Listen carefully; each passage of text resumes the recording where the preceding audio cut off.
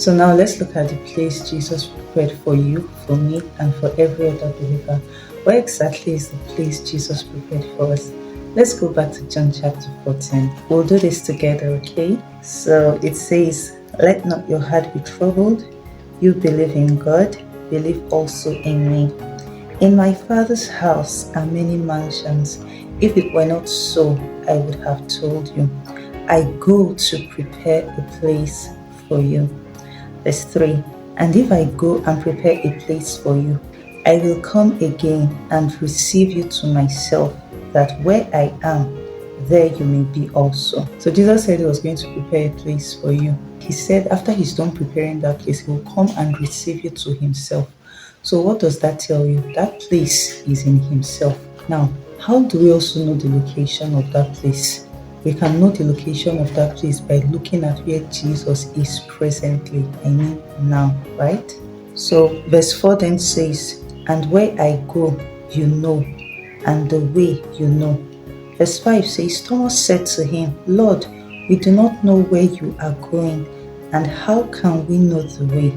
Verse 6, Jesus said to him, "I am the way, the truth, and the life.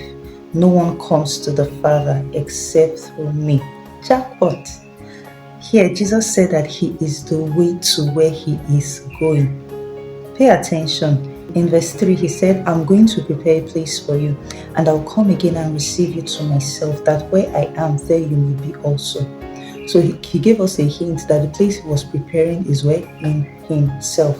So Thomas now said, "Where is this place you are going, and where is the destination of this place you are going?" So Jesus responded that he is the way to the place where he is going. Then Jesus went further to say that no one comes to the Father except through him.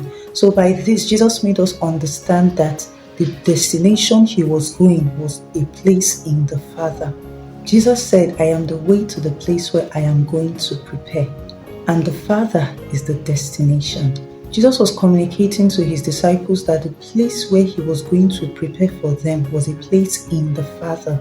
Verse 8 says, "Philip said to him, Lord, show us the Father, and it is sufficient for us." Thus, show us the destination of this place you are going. Since you said the place you are going to prepare for us is a place in the Father, and you are the way to the place, at least show us the Father so that we'll have an idea of where you are going, right?